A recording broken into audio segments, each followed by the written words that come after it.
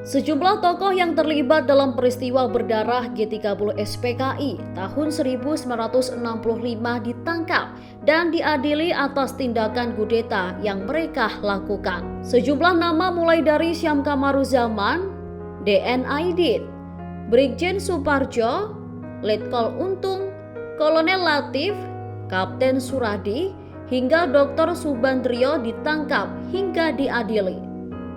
Tak semuanya ditangkap dan diadili di pengadilan militer luar biasa. Ada pula yang ditangkap dan langsung dieksekusi mati. Ia adalah DN Aidit. Dalam video dokumenter NBC tahun 1967, ditampilkan wajah sejumlah tokoh yang terlibat dalam G30 SPKI. Video tersebut menampilkan wajah tokoh-tokoh PKI semasa hidup maupun saat menjalani proses hukum sebelum akhirnya dieksekusi mati. Dalam video dokumenter itu ditampilkan sosok DN Aidit saat masih aktif dalam dunia perpolitikan Indonesia. Tak hanya DN Aidit, wajah Dr. Subandrio saat masih aktif dalam politik tanah air juga ditampilkan.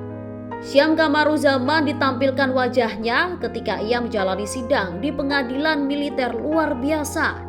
Syam disebutkan berperan menyusun daftar orang yang menjadi target penculikan dan menyusun kekuatan dari pihak militer yang pro terhadap Partai Komunis Indonesia atau PKI.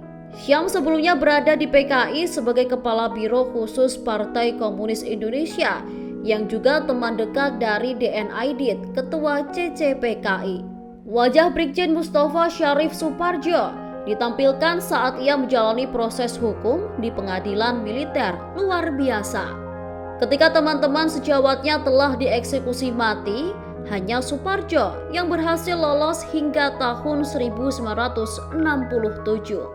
Suparjo bersembunyi dari kejaran Kodam 5 Jaya di berbagai tempat, mulai dari Pasar Senen, Cilincing, hingga Halim Perdana Kusuma.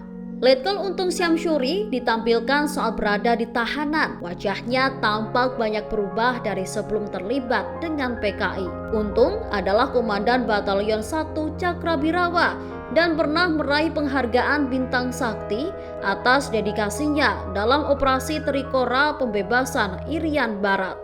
Akan tetapi ia justru terlibat dalam pembantaian G30 SPKI. Sementara kondisi memprihatinkan Kolonel Abdul Latif juga diperlihatkan. Dengan tubuhnya yang tampak kurus, ia terlihat sedang terbaring di tempat tidur penjara. Saat sidang, Kolonel Abdul Latif menyatakan bahwa ia menutup curiga terhadap Soeharto. Soeharto disebut tahu rencana G30 SPKI. Kolonel Latif bahkan mengaku sudah 2 kali menemuinya sebelum kejadian. Terima kasih sudah nonton. Jangan lupa like, subscribe, dan share ya.